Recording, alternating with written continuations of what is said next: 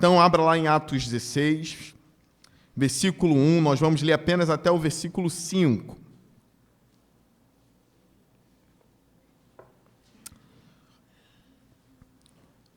Eu posso ler, amém? Todos estão comigo? Sim? Amém? Qual é o texto, então? Isso. Então, vamos ler. Diz assim: Chegou a Derbe e depois a Listra, onde vivia um discípulo chamado Timóteo. Sua mãe era uma judia convertida e seu pai era grego. Os irmãos de Listra e Icônio davam bom testemunho dele. Paulo, querendo levá-lo na viagem, circuncidou por causa dos judeus que viviam naquela região, pois todos sabiam que seu pai era grego. Nas cidades por onde passavam, transmitiam as decisões tomadas pelos apóstolos e presbíteros em Jerusalém, para que fossem obedecidas. Assim, as igrejas eram fortalecidas na fé e cresciam em número a cada dia. Senhor Deus, que o Senhor me use essa noite como um vaso de barro em tuas mãos. Sabemos que a glória é tua e que a luz vem de ti. Pai, fale com a sua igreja, fale comigo, que a gente saia daqui, Senhor Deus, com uma porção maior da tua palavra, Pai. Em nome do Senhor Jesus, amém. Irmãos, quem me conhece sabe, ou quem presta atenção nos estudos, nas pregações, sabe que, às vezes, antes de transformar um texto num sermão, eu apresento o texto como um estudo bíblico, numa quarta-feira. Então, quem vem às quartas-feiras percebe isso, que às vezes eu apresento como estudo bíblico. Eu fiz isso em Apocalipse, na série de Apocalipse que eu fiz às quartas-feiras aqui na igreja. Depois eu transformei os estudos das 7 igrejas em sermão. E aí eu preguei num domingo. Eu dei o estudo sobre Mateus 24, que é um estudo dificílimo. É um texto um dos mais difíceis para mim. Então eu apresentei estudos, procura lá no Spotify. Foram 3 estudos, se eu não me engano, em Mateus 24. A minha visão de Mateus 24 é muito diferente da maioria dos pastores. Muito diferente da maioria dos teólogos brasileiros. Mas é bem diferente mesmo. A forma como eu vejo o fim do mundo, Mateus 24, é uma forma muito diferente. E está lá nos estudos. Então eu ainda não elaborei um sermão em Mateus 24, porque o sermão, a gente coloca mais adrenalina, eu tenho mais adrenalina no sermão, eu tenho um cuidado maior com o texto, porque eu vou precisar tirar alguns elementos que eu coloco no estudo com mais paz no coração. Aí no sermão eu tenho que condensar ali tudo que eu posso para apresentar à igreja. Então Mateus 24 ainda está difícil transformar em sermão, mas em breve farei isso. Esse texto de Atos 16 e todo o livro de Atos, eu já apresentei de forma como um estudo para a igreja. Agora eu tenho um sermão sobre Atos 16 e eu peço que os irmãos prestem bem atenção. Qual é o contexto aqui? Isso é muito importante. O contexto é importante. Nós temos ali o primeiro concílio da igreja.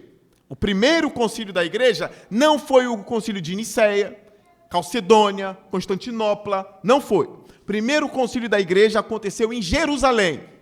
Em Jerusalém. Isso aí, alguns estudiosos até usam como gancho para debater com os católicos. Pois os católicos dizem que eles são a verdadeira igreja. Que o catolicismo já está presente nos livros da Bíblia, por exemplo, como no livro de Mateus, no capítulo 16, quando Pedro é ordenado papa da igreja, mesmo com a pessoa de Jesus Cristo ali. Quando ele diz, tu és Pedro, e sobre esta pedra edificarei a minha igreja, eles entendem que ali Pedro estava sendo proclamado ou ordenado papa, porque Pedro é a pedra da igreja. Pedro ganhou a chave de Jesus, a chave que abre, a chave que fecha, o perdão dos pecados, então ele é um representante do Senhor. E ali ele, como o primeiro papa da igreja foi instituído, eles leem todo o resto com esse prisma, com essa visão. Então, para eles, o primeiro concílio da igreja foi dirigido pelo Papa Pedro. Esse primeiro concílio está no capítulo 16 de Atos. Acontece em Jerusalém. Para eles, Pedro é o Papa que dirige aquele concílio. Mas a gente vê alguns elementos diferentes nesse concílio. Quando a gente analisa o concílio, tudo dá a entender que quem está à frente da igreja de Jerusalém não é Pedro. Tudo dá a entender que é Tiago. Tanto é que ele é o último a falar no concílio. Ele é uma autoridade em Jerusalém. E aí alguns apologistas cristãos protestantes dizem que a primeira igreja não é romana. A primeira igreja é judaica. A igreja do primeiro século era formada por judeus e tinha, não é um tipo de sede, mas tinha o seu coração em Jerusalém. Pois lá estava Pedro, lá estava Tiago, lá estava João, em Jerusalém. Por isso o concílio é em Jerusalém. Uma outra coisa interessante, por que houve esse concílio? Alguns judaizantes estavam ensinando que para a salvação não era necessário somente Jesus, como nós protestantes pregamos, né? A reforma agora passou e a gente prega o solos Cristo, somente Cristo. Somente Jesus salva, a gente não precisa de mais nada, só Jesus nos salva. É por isso que na nossa profissão de fé protestante, batista, a gente diz que Jesus é o nosso único, completem, não, único e salvador não, único e suficiente salvador. A gente frisa isso aí para mostrar que a gente não depende de Jesus e mais de uma outra coisa. É só Jesus, ele é único e suficiente salvador das nossas vidas. Isso é um credo muito importante para a gente. Talvez o principal credo, a proclamação de Jesus como Senhor e único salvador da nossa vida. Isso nos destaca do catolicismo, por exemplo, que acredita que a salvação se dá pela fé em Jesus, mais as obras. Mas o meu ponto não é o catolicismo. O ponto aqui é que os judaizantes estavam dizendo que era Jesus mais a circuncisão. Era necessário circuncidar. Pegue sua Bíblia, olhe, vire uma página. A minha é uma página, virei uma página. Caí no capítulo 15, no versículo 1, que diz assim: alguns homens desceram da Judéia para Antioquia e passaram a ensinar aos irmãos. Preste atenção como é importante o ensino. Eles passaram a ensinar os irmãos: se vocês não forem circuncidados, conforme o costume ensinado por Moisés, não poderão ser salvos. Olha aqui a afirmação. Essa afirmação era um ensinamento desses homens. Se vocês não circuncidarem conforme o costume. E aqui nós protestantes também, a gente se separa de uma linha, e eu não vou ficar dando o nome aqui de catolicismo romano, vocês já estão entendendo. A gente se separa, porque não existe isso, vocês não poderão ser salvos conforme costumes ou tradição. Não. É pelo que a Bíblia revela. E a Bíblia revela Jesus Cristo como nosso Senhor. Eles já colocam costume. É o costume, como passou de Moisés, foi ensinado para a gente, só pode ser salvo quem circuncidar. Olha o versículo 2. Isso levou Paulo e Barnabé a uma grande contenda. Uma grande contenda. Um cara que conhece Jesus Cristo, que conhece a Bíblia e percebe a igreja sendo assaltada por falsas doutrinas, ele se levanta para contender. O cristão nem sempre tem a voz fofinha não, tá? E é o que eu digo e o que eu penso. Pregadores mais corajosos nem são tidos como intelectuais, porque os intelectuais, quando eles assumem a tribuna, eles sempre precisam de palavras bonitas, eles precisam de citações de poetas, eles precisam mostrar que tem uma relação muito boa com a cultura, a palavra deles é sempre muito mansa, eles nunca levantam a voz contra nada, então eles são bons pregadores, mas no sentido de serem boas praças, ou pregador boa praça. Se você levanta a voz e demonstra coragem contra uma doutrina, contra um herege, contra um movimento, contra uma ideologia, você é tido apenas como um arauto ou um cara proclamador, que está tudo bem, mas não como um intelectual. Paulo é um intelectual que levanta a voz para defender a igreja. E aqui ele entra numa grande contenda contra esses homens. Mas ele não entra sozinho, ele entra nessa grande contenda com Barnabé. Ele entra nessa grande contenda com Barnabé. Eles brigam, porque a salvação é somente por Jesus. Aí então começa esse concílio. A gente precisa acertar isso com a igreja. Um grande concílio é proclamado, chamam os apóstolos, os presbíteros participam e toda a igreja participa do concílio. Para que seja ou fique claro que Jesus é suficiente para a salvação. Esse é o contexto do concílio. Acontece isso, graças a Deus o Espírito Santo guiou o concílio, porém, depois disso, eles passam a mandar as mensagens para todas as igrejas. E o que chama a minha atenção no texto? Tem um tipo de paralelismo no texto. São coisas que parecem semelhantes, mas os elementos mudam. Como, por exemplo, ele e Barnabé entram nessa grande contenda contra os hereges. Olha o que acontece agora no capítulo 15, no versículo 36. Algum tempo depois, Paulo disse a Barnabé: voltemos para visitar os irmãos em todas as cidades onde pregamos a palavra do Senhor, para ver como estão indo. Barnabé queria levar João, também chamado Marcos, mas Paulo não achava prudente levá-lo, pois ele, abandonando-os na Panfilha, não permanecera com eles no trabalho. Tiveram um desentendimento tão sério que se separaram. Vocês estão percebendo a estrutura do texto? Lá atrás, Barnabé e Paulo juntos participam de uma grande contenda contra os hereges. Agora, um pouquinho mais à frente, a contenda está entre Paulo e Barnabé. E não é por doutrina, é por causa de pessoa, por causa de João Marcos, que desertou do exército de Cristo ali numa determinada missão, e Paulo não queria dar uma segunda chance para ele. Agora os irmãos ali estão numa grande contenda. Paulo e Barnabé, que outrora estavam juntos para defender a causa de Cristo, agora se separam por causa de uma contenda entre eles. Barnabé vai para um lado com Marcos e Paulo vai para outro lado com Silas. Por que eu dou esse contexto aqui para vocês? Porque vai aparecer a figura de Timóteo aqui.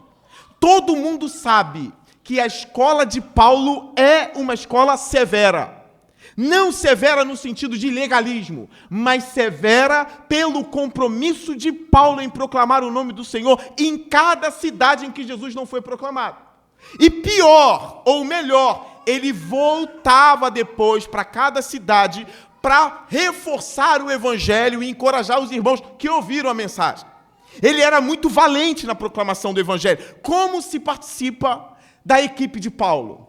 Agora que ele perde Barnabé, que também é um homem absurdo na igreja, quem vai entrar na equipe de Paulo? É aí então que aparece a pessoa do jovem Timóteo, que vai integrar agora essa equipe que prega o evangelho sem cansaço, que até cansa, mas não para, que tem pressões internas e externas, como Paulo diz, que em tudo ele é atribulado, mas ele não se abala, ele permanece fiel, ele é apedrejado. É uma equipe muito forte na proclamação do evangelho. Aí o versículo 1 de Atos 16 diz assim: chegou a Derbe e depois a Listra, onde vivia um discípulo chamado Timóteo. Lucas, quando ele escreve isso aqui, ele dá ênfase. Quando ele chega em Listra, vivia ali um discípulo. Esse termo não está aqui à toa. O que é um discípulo? O discípulo não é só aquele que diz assim: Jesus é meu único e suficiente Salvador. Não é apenas uma profissão verbal. Não é só isso. É uma vida. Quando alguém é chamado de discípulo, ele não tem só a profissão dos lábios. Para alguém ser discípulo, ele precisa ter a vida do mestre. Ele precisa ser imitador do mestre em tudo. Não é só a profissão de fé. Não é só você reconhecer que Jesus é o seu único e suficiente Salvador. É você amá-lo acima da sua própria vida. Então Timóteo ele é apresentado no texto como um discípulo de Jesus. Sabemos a história de Timóteo, com quem ele aprendeu a palavra. Porém, ele cresceu em valor e em honra nessa cidade de Listra. Ele demonstrou ser um verdadeiro discípulo ali. Irmãos, quando Jesus fala do discipulado, ele não brinca. Não tem esse apelo, não precisa desse apelo todo. Vem para Jesus, por favor. Vem. Parece que a gente está se humilhando para que a pessoa receba o maior tesouro do mundo. Quando Jesus fala do discipulado, e eu já preguei isso para a igreja, aí eu chamei de anti-evangelismo. Anti-evangelismo, tendo os evangelismos de hoje em dia como padrão, tá? Porque é um tipo de evangelismo, e Jesus era um grande evangelista de si mesmo. Ele pregava o próprio nome e pregava o nome do Pai. Mas é uma mensagem anti-evangelística, que está lá em Lucas capítulo 14, 25, porque ele diz para a multidão, se alguém vem a mim e ama mais seu pai, sua mãe, e vocês conhecem o texto, até mesmo a sua própria vida, olha só, mais do que a mim, não pode ser meu discípulo. O discipulado é uma coisa radical. Se você é crente, você precisa ser crente de forma integral, no todo. Não só na profissão de fé. O discípulo, ele é forjado no fogo. Eu ia falar o fogo consumidor, mas não vai pegar bem. Mas no fogo de Jesus, no coração. Que é um pacto que você tem com Deus agora. A sua vida é totalmente entregue a Cristo. E você diz, pastor, isso não é muito radical, não. Como é que eu vou seguir a Cristo? Como que eu vou me entregar dessa forma? Se você acha isso difícil, você não pode ser um discípulo. E discípulo não se forma assim, irmãos. A gente precisa de exemplo. Timóteo teve exemplo em casa com a avó e com a mãe. A gente sabe, um discípulo não é formado assim. Discípulo não é formado sozinho. Jesus formou 12, dos 12, 11. Porque um era um filho da perdição, que era Judas. Esses 11 se tornaram discípulo tendo Jesus como exemplo. Ele via como Jesus comia, ele via como Jesus falava, ele via como Jesus lidava com as pessoas, eles viam os debates de Jesus Cristo, eles viam o amor que Jesus Cristo tinha pelo Pai. Então eles caminhavam juntos e eles viam o que era de fato ser um discípulo. Porque o próprio Jesus, mesmo sendo Deus, agiu como um discípulo do Pai. Olha, eu não faço nada se eu não aprender do Pai. Tudo que eu faço é porque eu ouvi do Pai. Ele era um discípulo do Pai. Tudo que ele fazia significava gestos divinos na terra. Eram gestos da divindade, porque ele imitava o Pai. Qual é o nosso papel? Imitar Jesus em tudo. Os teóricos sobre o tema discipulado, eles sempre dizem assim, o custo do discipulado irá te custar tudo. Custou toda a minha vida, custou toda a minha juventude. Custou toda a minha juventude. A minha juventude não foi uma juventude normal. Depois que eu passei a de fato seguir Jesus Cristo, não foi mais uma juventude normal. E eu não estou dizendo isso em tom de arrependimento, não, porque ao mesmo tempo que é difícil, é a melhor coisa do mundo. É a melhor coisa do mundo.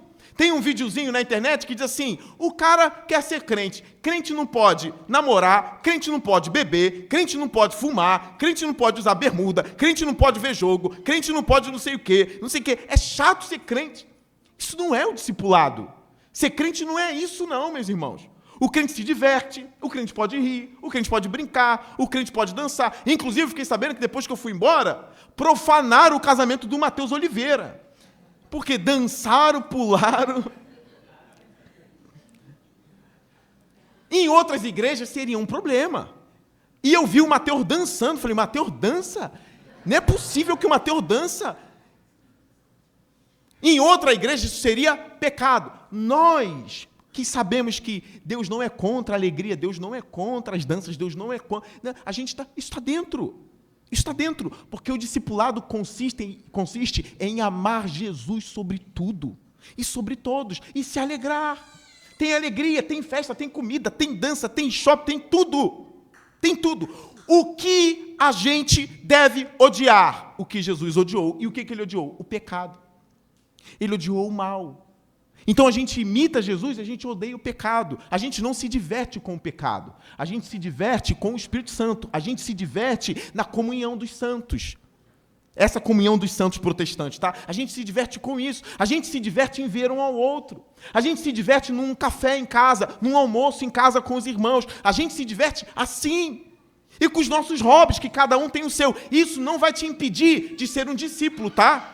Eu não posso ser discípulo porque eu estou gostando de ver uma série na Netflix. Não tem nada a ver. O discipulado vai te custar toda a sua vida, porque toda a sua vida passará agora a ser, a palavra é essa, em Cristo.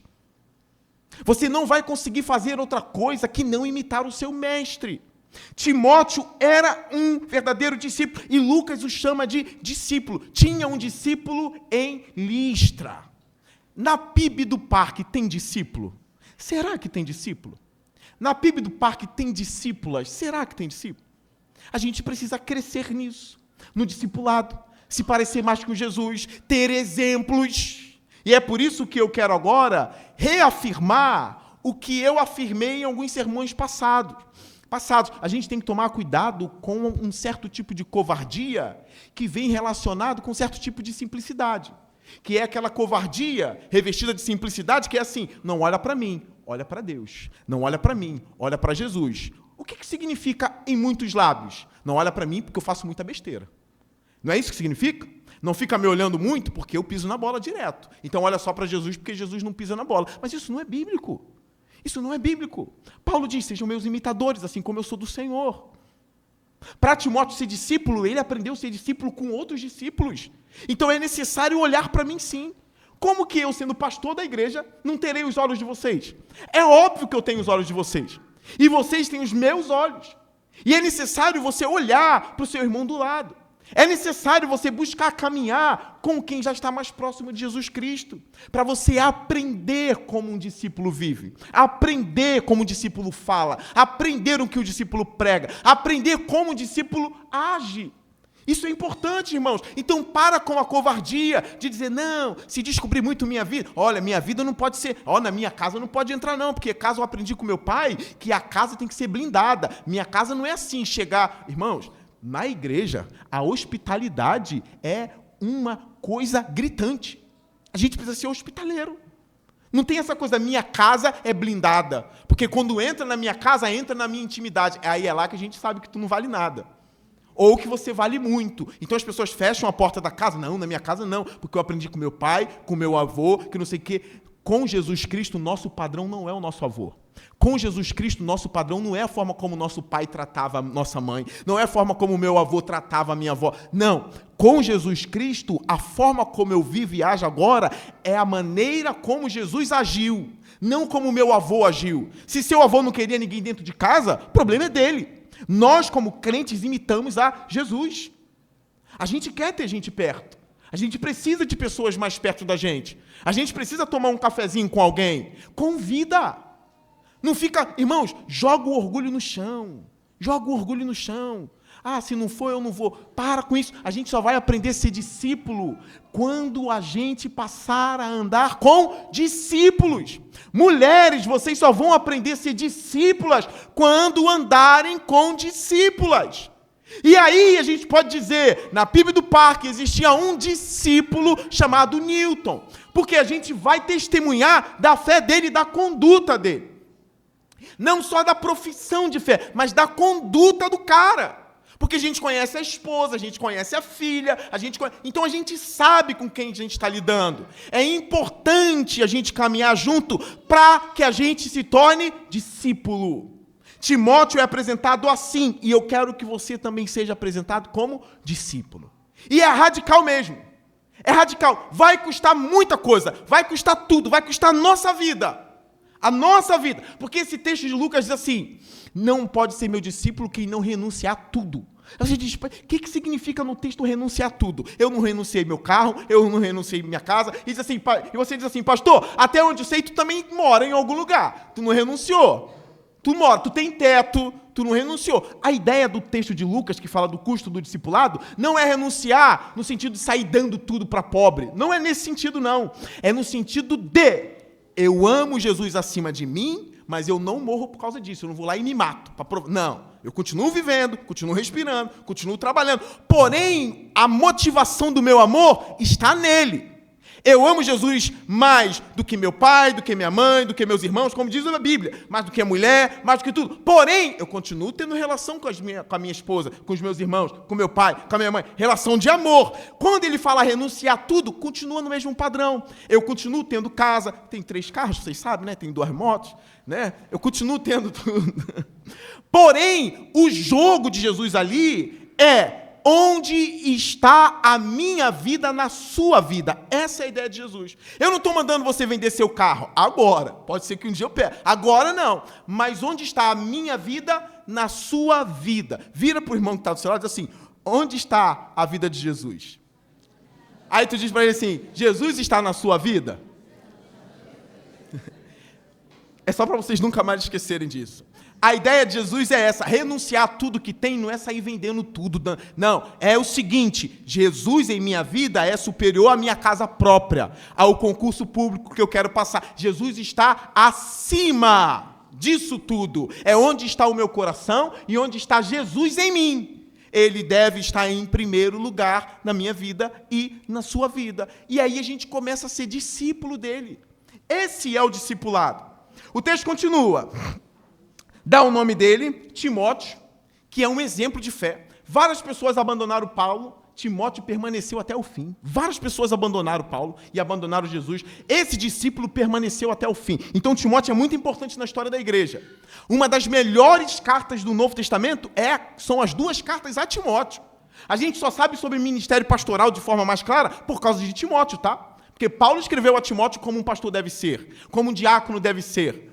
Ele escreveu a Timóteo aquele texto tão famoso: combati o bom combate, encerrei a carreira e guardei a minha fé. Agora me está reservada a coroa, que será dada não somente a mim, mas a todos os que amam a vinda do Senhor. Ele escreveu isso a Timóteo. Então são 2 cartas muito preciosas. Esse homem tem um valor incomum na igreja do Senhor. O texto prossegue. Sua mãe era uma judia convertida. Seu pai era grego. Presta atenção nisso aqui. A família de Timóteo era uma família disfuncional. Igual a de alguns aqui. Igual aos de alguns aqui. Alguns que verão esse sermão no YouTube, que membro da igreja que não puderam vir hoje, ou no Spotify, vão saber, caramba, minha família é disfuncional.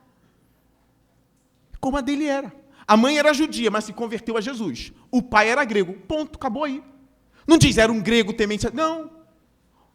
Analisando o texto e seguindo o fluxo do texto, parece que Lucas está querendo dizer, a mãe dele era crente, mas o pai não era.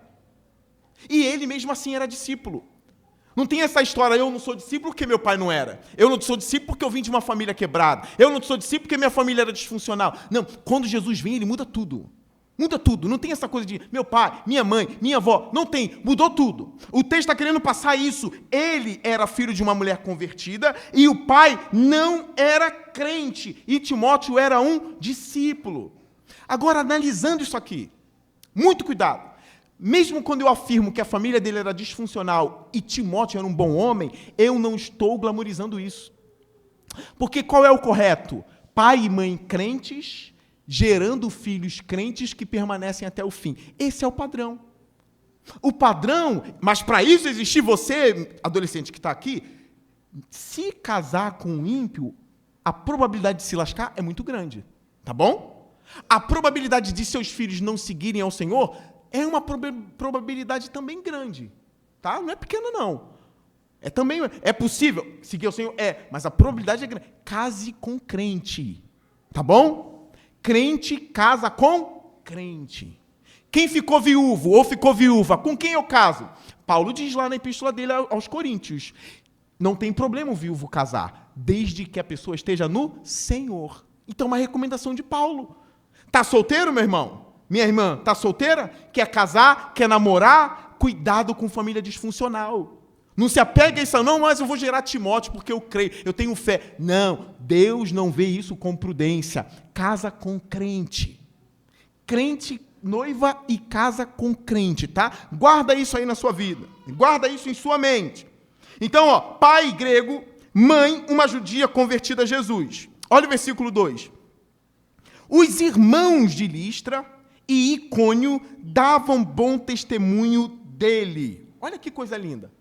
Os irmãos de Listra e Icônio davam bom testemunho de Timóteo. Aqui a gente aprende uma grande lição, irmãos. Uma grande lição.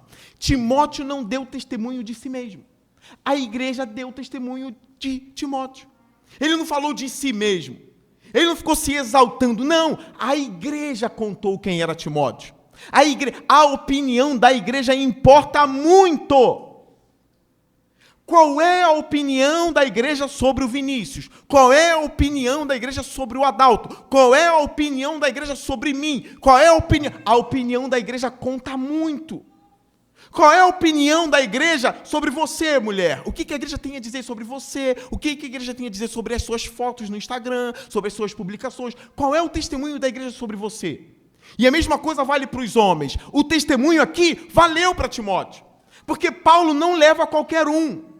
Paulo não leva qualquer um para esse ministério, para essa batalha. Essa pessoa precisa ser recomendada pela igreja. Uma outra coisa importante. Gente que fala muito de si mesma, eu coloco os 2 pés atrás. Os 2, porque eu sou assim, porque eu faço, porque eu sou o cara, porque eu prego, porque eu leio, porque eu estudo, porque eu não sei. Eu boto os 2 pés atrás. Não, porque minha conduta sempre foi assim, sempre foi irrepreensível. Então, cuidado, porque você pode dizer, mas eu não sou um covarde, como tu apresentou no início da pregação. Eu não sou esse covarde. Mas cuidado, porque aqui a gente está em um ponto sensível. Você talvez não é esse covarde que diz, olha só para Jesus, não olha para mim. Mas você pode se tornar o orgulhoso, o soberbo. Não, olha só para mim, olha como eu sou isso, eu sou aqui. E ninguém ao seu redor diz nada sobre você. É só você a testemunha de si mesmo. Negativo. Eu tenho um código de conduta meu. Um código de conduta meu, tá? Eu não fico me recomendando, eu não fico pedindo honra, não fico com essas coisas, não fico pedindo nada. É um código de conduta meu. Quando eu estou sentado, por exemplo, numa roda de pastores mais experientes do que eu, olha só, presta atenção, isso é um código de honra meu. Não estou dizendo que tem que ser o seu, mas é meu. Às vezes nem a boca eu abro. Tá eu e tem outro pastor, o pastor tem 30 anos de ministério, o outro tem 25 anos de ministério, a gente está sentado e às vezes tem pessoas curiosas que fazem perguntas, eu não respondo. Eu fico ali. Eu só respondo quando um vira para mim e cutuca. E aí, esse é contigo, responde. Aí eu falo. Eu não vou me colocar nessa posição de eu sei mais. Eu estudei mais. Esse ponto eu conheço, ele tocou num livro muito bom, ele tocou no autor. Eu fico quieto, porque tem 2 pastores mais experientes que eu na mesa. Eu falo depois que eles terminam de falar. E quando a pergunta é direta para mim, eu dou aquela olhada assim de rabo de olho para ver a reação deles. E não foi 1, 2, 3 vezes que eu fiquei em frente a pastores bem experientes, não. Eu deixo eles falarem. E se eles quiserem que eu fale, eles me recomendam. Entende? Não, essa aí o Leonardo vai responder. E aí, o que tu acha? E aí a gente entra numa coisa. É um código de conduta meu. Então, quando eu vejo alguém que é bem mais experiente e só fica falando, quer ser o centro da mesa, eu falo assim, ei... Esse aí ainda, ele não chega a dizer com toda a palavra, eu sou o cara, mas a conduta dele demonstra que ele se recomenda. Então, aí eu olho assim e falo assim, galo novo quer cantar às 2 da manhã, Naldo. O infeliz não pode cantar 2 da manhã. O galo novo quer berrar 1h30 da manhã. Aprende com o experiente, é 5 da manhã, pô. A partir de 5 da manhã você pode berrar, dar o grito que você quiser. Mas 2 da manhã tem que amarrar o bico desse galo. Tem que amarrar. Então a gente sabe quando tem um galo novo, né? Em todos os sentidos, não é só no sentido teológico, não, em todas as áreas. Tem um galo novo que sempre precisa estar se recomendando. Isso na igreja não é prudente. Quais são os conselhos da Bíblia para isso? Olha só, não pense de si mesmo acima do que você é. Essa é a recomendação bíblica. Não pense de si mesmo. Você pode ser muito bem um cara corajoso, como eu disse no início, não, pode ser meu imitador. Eu vou te discipular. Não há problema nisso. O problema é quando você pensa de si acima do que você é. Tá? Não precisa seguir o meu código de conduta, mas seja moderado em tudo. Isso é muito importante. A palavra de vocês sobre a minha vida importa muito também. A palavra de vocês sobre outros irmãos importa muito também. Vocês precisam recomendar, vocês precisam falar. Vocês sabem por que em muitas igrejas muitos púlpitos estão fraquíssimos? E aí, eu vou falar só do nosso terreno, tá? Me refiro a púlpitos batistas agora, que já foram púlpitos de grande exemplo no mundo todo. Hoje em dia não é mais, tá bom? Então agora eu vou falar do nosso terreno. Sabe por que em muitas igrejas batistas o púlpito é fraco? A gente vê pastores assim, cara, por que esse cara foi ordenado ao ministério? O cara não sabe falar, o cara não sabe pregar, o cara não sabe manejar o texto, o cara não conhece. Por que ele foi ordenado? A culpa não é só dele. A culpa foi da igreja que recomendou ele ao ministério. A culpa foi da igreja que em assembleia aceitou votar nesse cara. Então a culpa não é só dele. A culpa é de nós pastores também, que aprovamos em concílio, que deveria ser reprovado? Sim. O concílio deveria ser um balizador para dizer, esse cara não está preparado, a igreja errou. A igreja errou. A gente vai marcar outro concílio para ver se o candidato estará mais apto. Mas tudo começa com a recomendação de vocês. Vocês, como igreja, também têm compromisso, não é só eu. Vocês têm deveres de membros, vocês sabiam disso? Por isso que eu disse que o sermão de hoje, dos estudos que eu dei, é muito importante para a igreja ouvir. Eu queria que mais pessoas estivessem aqui, que todos os membros estivessem aqui hoje. O pastor tem muitos deveres. E todo mundo sabe, o pastor tem que fazer isso, o pastor tem que fazer o dever. E o dever dos membros? Quem sabe os deveres dos membros? Tem uma lista de deveres dos membros em nossos manuais. Uma lista. Um dos deveres dos membros, zelar pela doutrina da igreja. Não, mas é o pastor. Não, é você. Eu e você. Zelamos pela doutrina da igreja. Zelamos pelo púlpito da igreja. Então, cuidado com quem vocês recomendam. O dever, isso é muito importante, porque nós, líderes, sofremos muito com isso, tá? Estou desanimado em casa, sem ir para a igreja 2 meses e nenhum irmão veio me visitar. A gente tem o erro de quem não visitou, tudo bem. Agora, nós batistas, em nossos manuais, temos uma recomendação para cada crente. E cada crente é responsável por si mesmo também. A manter o seu devocional, a manter a sua vida de oração. Quando você desanima, o primeiro que errou foi você. Então evite culpar o outro, porque quando você desanima, quando você vai perdendo a comunhão com Deus, quem perde a comunhão com Deus primeiramente é você. O seu dever como membro de uma igreja batista é nunca perder a comunhão com Deus. Esse é seu dever como membro. Vocês sabiam disso? É manter uma devoção particular, como está em nossos manuais. Não, eu não sabia, pastor. Para mim, a minha devoção dependia muito disso, de eu ficar 2 meses. E vi, a gente vai. Vai até lá, um irmão vai te visitar. Mas se não for, Deus vai cobrar de quem primeiro? Você prometeu guardar-se a mim. Isso é bíblico e isso está em nossos manuais. São deveres dos membros batistas. A oração pela igreja local é um dever seu. Sustentar a igreja local financeiramente é um dever de cada membro. Meu como pastor e você como membro. Isso tudo são deveres do membro batista. Mas o meu ponto aqui é cuidado com a sua recomendação. Cuidado com a sua recomendação. Sejam diligentes, por quê? Paulo acabou de ter uma briga com Barnabé por causa de um cara que, na opinião dele, era um desertor. Aí agora ele precisa de um cara que não vai desistir da caminhada, entende? Porque senão a briga com Barnabé foi vã. Ele precisa de um cara bom agora. A igreja recomenda. Toda a igreja de Listra e Icônio dizia que Timóteo era um discípulo. Toda a igreja. Os irmãos de Listra e Icônio davam bom testemunho dele. Era isso que Paulo precisava. Olha o versículo 3. Paulo querendo levá-lo na viagem. Irmãos, isso aqui eu sublinhei. Paulo querendo levá-lo. Quem é esse Paulo? É o que não quis Marcos. Que depois Marcos avança na fé. Poxa, se torna um grande homem de Deus, tá? Até o evangelho de Marcos é o Marcos mesmo, que Paulo não quis, tá? O evangelho de Marcos, o primeiro evangelho foi escrito por ele. Tanto é que depois ele diz, traga-me João Marcos, porque ele é muito útil para mim. Talvez essa desavença foi boa para a alma de João Marcos, talvez. Mas aqui o texto diz, Paulo querendo levar Timóteo para a viagem, fala muito. Porque o Paulo que não quis João Marcos, por entender que ele desiste, gostou de Timóteo. Então eu quero levar ele, eu quero levar esse cara. Agora eu estou querendo levar esse é o cara que eu preciso, esse é o discípulo que eu preciso. Timóteo era bem novo aqui, meus irmãos. Aí eu fico pensando, como a gente aprendeu a ler a Bíblia contra a gente mesmo, né? Isso que a gente aprendeu, do próprio Jonathan Edwards, leia a Bíblia contra você mesmo, não contra o seu irmão, contra você. Aí eu leio assim, será que Paulo ia gostar de mim?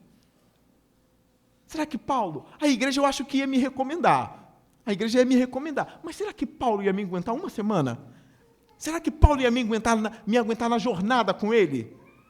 Será que ia ficar parecendo que eu era muito fraco perto daquele cara? A gente é uma geração, olha só, a gente é uma geração... A gente tem que tomar cuidado com isso. Eu me refiro aqui àqueles que desprezam o culto, tá? Que desprezam o culto. Não um desprezo deliberado, mas porque assim, estou cansado, não vou... Irmão, a gente é a geração que falta culto de domingo. Que falta. A pessoa não vem nem de manhã nem à noite. Que dirá ir para Listra, para Icônio, para Derbe, passar... Quem Paulo levaria da igreja de hoje? A gente é uma geração que desanima por tudo. Tudo desanima. Choveu, e eu sou um cara, eu até brinquei com alguns irmãos no casamento do Mateus, que se eu for para um país frio igual a Irlanda, o frio, eu não sou mais crente no frio não, tá? No frio eu não sou mais crente não. Murmuro o tempo todo no frio. Será que eu ia aguentar? Eu vou para a Irlanda, um amigo meu foi para a Irlanda e disse assim, eu tenho que voltar, porque senão eu morro. Porque o tempo frio, sem a luz do sol, parece que os vizinhos são igual ao tempo. Eles são nublados. Parece que os irlandeses são assim, tudo nublado, de coração nublado. São frios no trato. Eu vou morrer aqui, cara, preciso voltar. Se ele estiver vendo, se ele por acaso ver esse irmão, vai saber que é dele que eu vou. Aí voltou, eu vou morar em Mesquita. Mas é o calor humano, cara. É o calor humano, né? É o clima. Eu gosto do sol, 30 graus está bom para mim. Mas a gente é essa geração, choveu, nem aparece no culto. E olha que o culto, irmãos, o culto é uma das coisas mais simples da vida cristã. Meu Deus do céu! E vir ao culto no domingo, eu nem me refiro à quarta, não. Mas quem vem em quarta, é óbvio que aprende mais. Quem vem em quarta e domingo, eu recomendo, venha quarta-feira. Venha porque não é blá, blá, blá, não. Quarta-feira é bom também. Então, quem pode, esteja quarta. Se pode, esteja. Se trabalha, não pode, tudo bem. Mas a reunião dos santos que acontece no domingo, grava isso, é uma das coisas mais simples da fé cristã. É pegar a roupa, colocar a roupa, sair de casa, vir para a igreja no domingo. É a coisa mais simples. Se você não dá conta do mais simples, você não pode ser um discípulo verdadeiro. Se você não dá conta das coisas mais simples, irmãos, que dirá se um dia acontecer algo tenebroso em nosso país? Vai servir de peneira isso daí. Está vendo? Você achou que era a vida toda, mas não era. Quando tudo estava em paz, quando tudo estava bom, tu já estava cambaleando, só vivia cambaleando. Agora imagine quando o caldo engrossa. Na bonança, tu já vive cambaleando. Agora imagine, com 17 graus, eu já estou chateado. Poxa Deus, que frio é isso? Agora imagine se acontecer uma catástrofe climática no Brasil e começar a ter 0 graus. Eu falo, meu Deus, me leva. Me leva, porque senão eu vou para o inferno. Eu vou viver num país com 0 ou menos 0. Eu não consigo. Então aqui, quando todo mundo recomenda, e Paulo quer Timóteo, é porque o cara, ele é muito novo, mas ele é muito bom. Precisamos de guerreiros e guerreiras na igreja do Senhor. A igreja não pode ficar pesando sobre os ombros do pastor. Vocês precisam se manifestar como discípulos. Do nosso meio precisa sair Timóteo. Do nosso meio precisa sair Esther, que não temia a morte para defender o povo de Deus. A gente está muito covarde, a gente está muito fraco. Igreja, vamos levantar. Vamos levantar. É vergonha para a gente quando a gente não consegue 3 minutos para orar ao Senhor no dia. É vergonha. Irmãos, 3 minutos, meu Deus do céu. 3 minutos. É uma vergonha quando a gente faz parte, e aqui o sarrafo é mais para vocês do que para o cara da Universal, da Mundial, porque o cara da Universal e da Mundial, se ele não sabe achar o livro de Romanos, está tudo bem. Agora você não sabe nem encontrar o livro de Romanos na Bíblia, você está encrencado. A não ser que você diga, não pastor, eu não sou letrado. Tudo bem, eu estou falando para gente letrada. Gente que sabe ler, que sabe escrever. E a gente diz assim, acha aí a epístola de Judas. Judas, pastor, Judas não traiu Jesus? Como é que eu vou ler o livro de Judas? Aí, para você que frequenta uma boa igreja, o juízo pode acabar sendo maior. Então, esse sermão, enquanto eu prego, eu quero incendiar teu coração. E não necessariamente com arrepios, mas com exortações em amor. Caramba, eu acho que eu posso ser melhor. Eu acho que realmente posso fazer alguma coisa a mais para a igreja, para a obra do Senhor. Porque Timóteo não é à toa, não. Timóteo é fruto de uma intencionalidade de mãe e vó. De vó e mãe. E agora da intencionalidade de Paulo, que quer levar e vai transformar um dos maiores homens da cristandade. Então, Paulo, querendo levar na viagem, circuncidou por causa dos judeus. É um jovem adulto que precisa ser circuncidado há 2000 anos atrás, sem anestesia, sem nada. Vocês sabem o que é isso, né? É o prepúcio do órgão masculino, precisa ser cortado. Eu não sei se foi aqui, agora eu não lembro se foi com uma pedra de corte ou se poderia usar uma... Eu acho que não pode usar faca, se eu não me engano. Agora, adulto ainda passou por isso. Paulo ainda tem isso, Paulo? Eu já sou discípulo, a igreja me ainda tem isso, eu tenho que sangrar ainda. Depois de adulto, tem que passar por sem anestesia, Paulo. Por quê? A Bíblia vai explicar. Circuncidou por causa dos judeus que viviam naquela região, pois todos sabiam que seu pai era grego. O que significa? Todos sabiam que Timóteo era um bastardo. Ele era filho de uma judia, então ele era judeu, porém o pai era grego. Não era uma judia que casou com outro judeu, ele era um bastardo. E era um bastardo, para piorar, não circuncidado.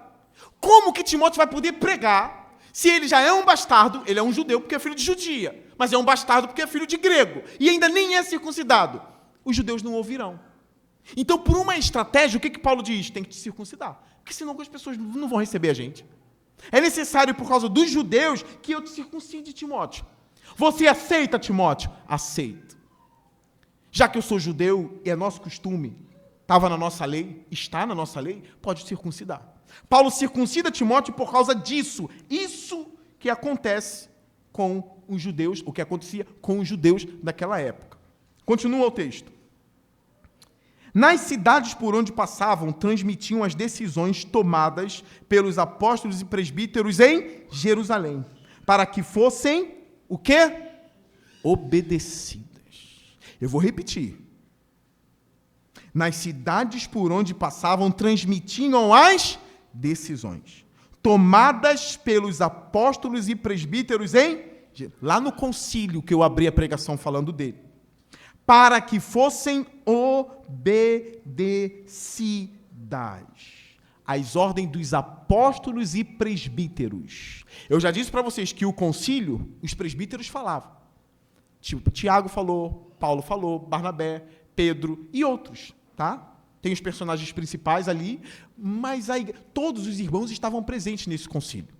Mas as decisões e quem liderou aquela grande assembleia, aquele grande concílio, foram os presbíteros, foram os apóstolos, que tomaram decisões, e essas decisões precisavam ser obedecidas nas igrejas que Paulo plantou e os outros plantaram.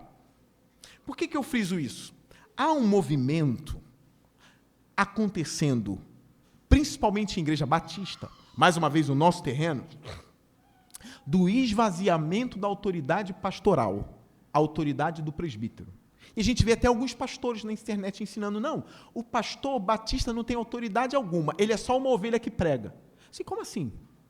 E o cara ensina. E são vídeos vistos, que tem várias visualizações. Ué, como assim? O pastor não tem autoridade nenhuma, o pastor é só uma ovelha que prega, ele só serve ali para pregar. Isso aí. Não, não é bem assim não, meus irmãos. Aqui existem decisões tomadas por presbíteros e as igrejas precisavam obedecer essas decisões. Como a gente lida com um texto como esse? Decisões de apóstolos e presbíteros que a igreja precisava obedecer. Como a gente lida com isso? E aqui eu quero dar uma posição pastoral e bíblica para vocês sobre a autoridade do pastor.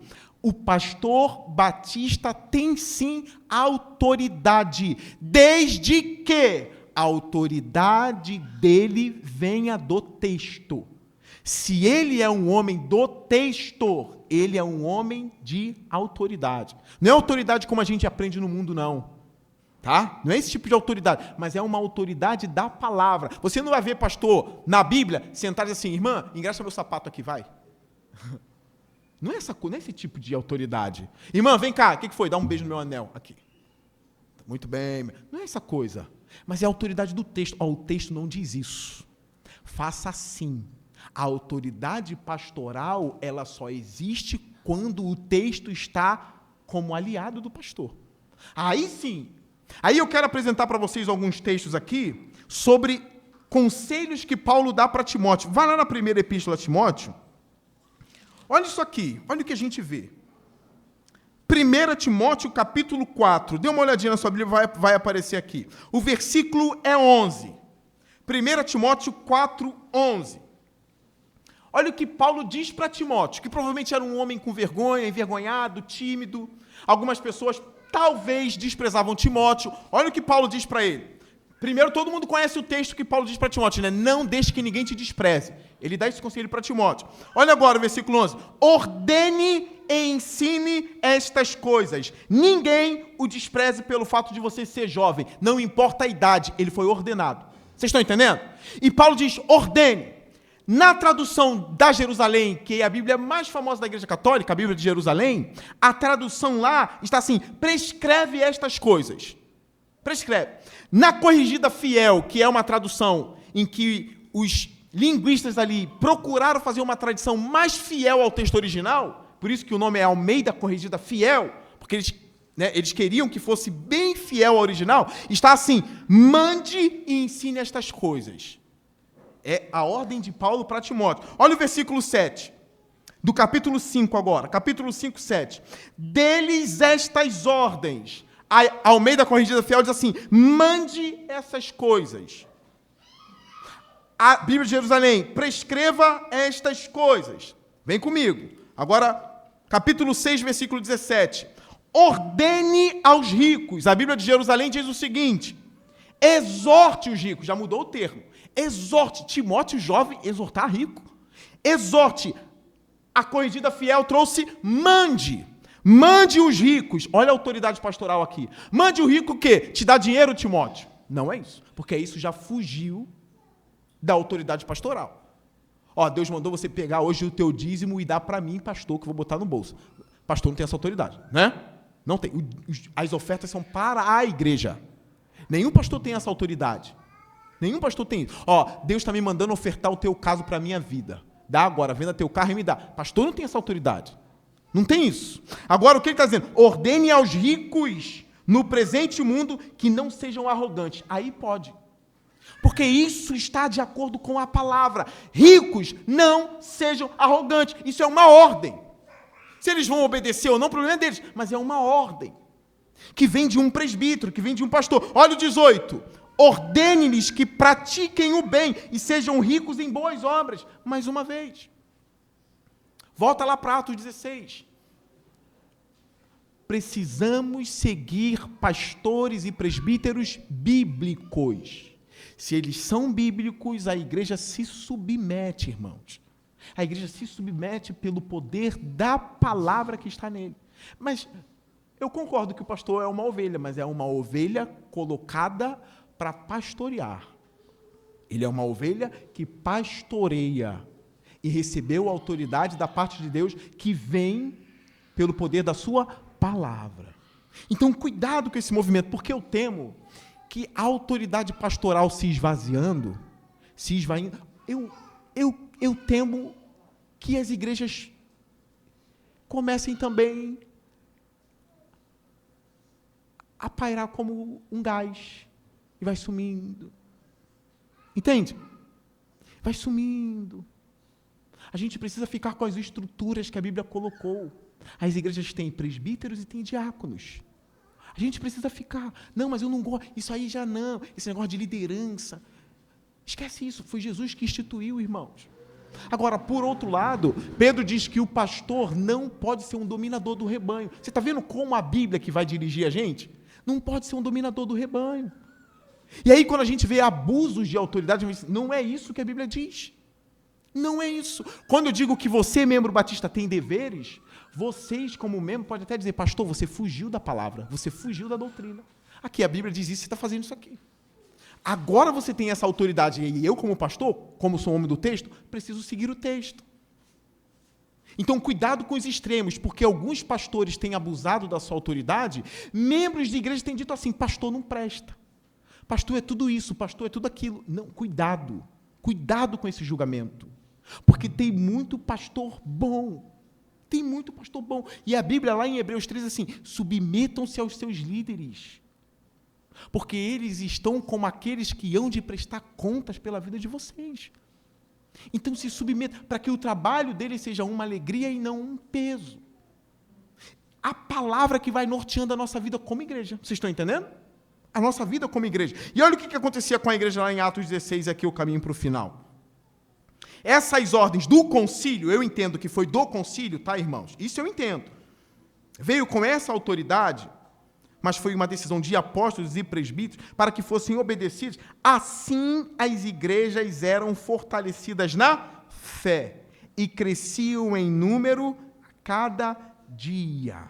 As igrejas eram fortalecidas na fé. Por causa da palavra desses homens que passavam em cada igreja fortalecendo os irmãos. Isso dava fortalecimento na fé. A igreja crescia em número. O crescimento da igreja não é algo profano, tá? O crescimento da igreja não é algo profano. Tem aquela música antiga, não sei se é da Cassiane, né? Igreja pequena, onde a saudade daquela igrejinha. Ah, que saudade da igrejinha com 7 membros. Eu não tenho, não. Eu não tenho, não.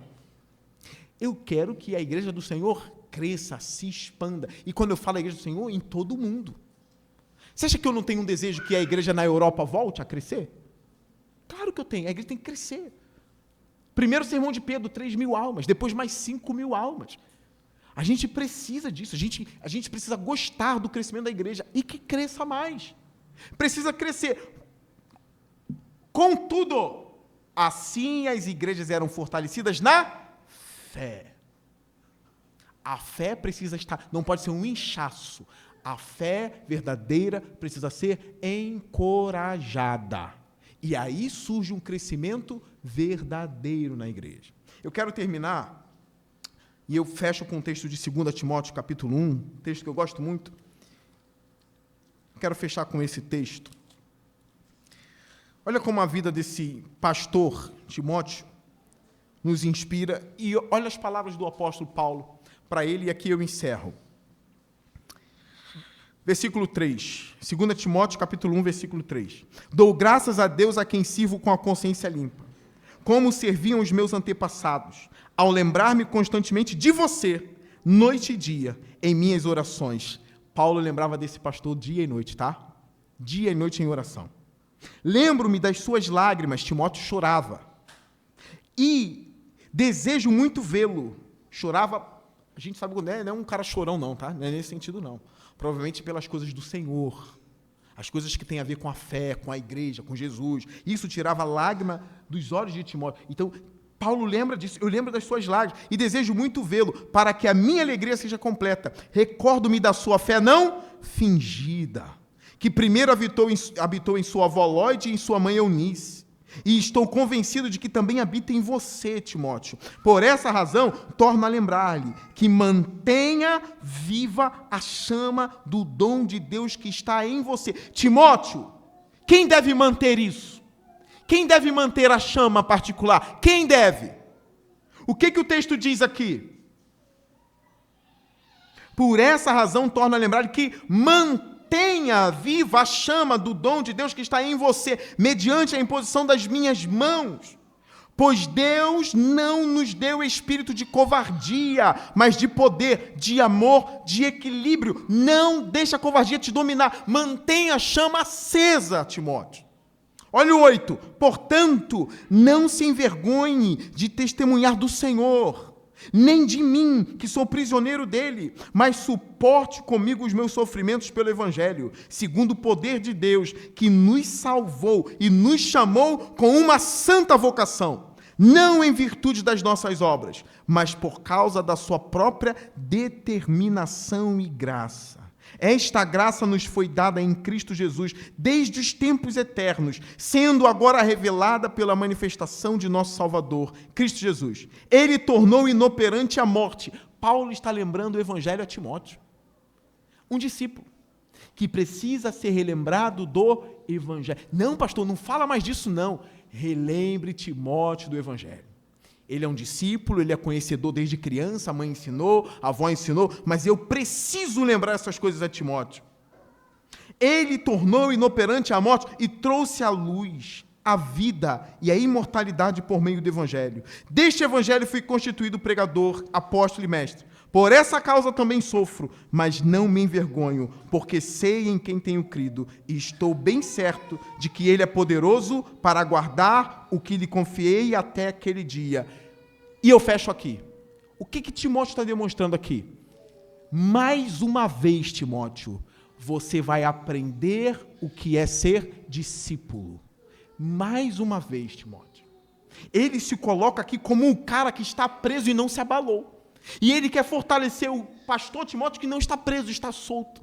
Mais uma vez agora você precisa aprender o que é discípulo, ser discípulo. Aí ele fecha no 12. Por essa causa também sofro, mas não me envergonho. É um testemunho de Paulo. Veja isso, para que você também não se envergonhe.